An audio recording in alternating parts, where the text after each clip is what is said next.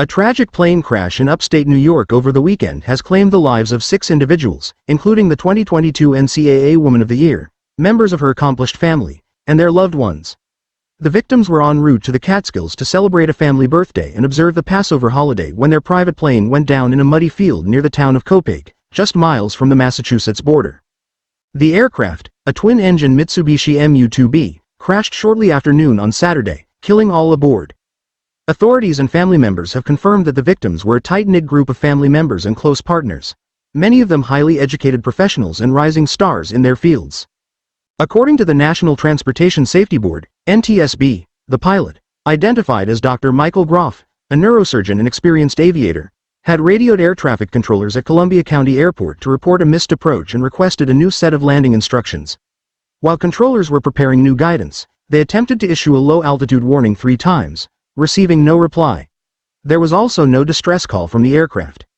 A video obtained by investigators shows the final seconds of the flight, revealing that the plane was intact upon descent but crashed violently at a steep angle, NTSB official Todd Inman stated during a Sunday briefing. Among the deceased were Groff, a former All-American soccer player at MIT who was awarded the prestigious 2022 NCAA Woman of the Year title. She was recognized for both her athletic excellence and community leadership, including her efforts to improve PPE access during the COVID-19 pandemic through a nonprofit she co-founded, Open PPE. Dr. Michael Groff, Karena's father, a highly respected neurosurgeon with a passion for aviation. Dr. Joy Saini, Karena's mother, a renowned pelvic surgeon originally from India who founded Boston Pelvic Health and Wellness. Jared Groff, Karena's younger brother and a recent Swarthmore College graduate who was working as a paralegal. Alexia Cuyudas Duarte, Jared's partner, also a Swarthmore alumna who had recently been accepted to Harvard Law School. James Santoro, Karena's boyfriend, a fellow MIT graduate and former lacrosse player who was working as an investment associate at Silver Point Capital. They were a wonderful family, said John Santoro, father of James Santoro. The world lost a lot of very good people who were going to do a lot of good for the world if they had the opportunity. We're all personally devastated. Karena and James met during their first year at MIT. She majored in biomedical engineering while competing at the highest levels of collegiate soccer. After graduation, the couple moved to Manhattan. Karena began medical school at NYU, while James pursued a career in finance. Dr. Joy Saini and Dr. Michael Groff, who met while studying at the University of Pittsburgh, were both celebrated in their respective medical fields. Dr. Groff's experience as a pilot was well known to the family, making the crash all the more shocking.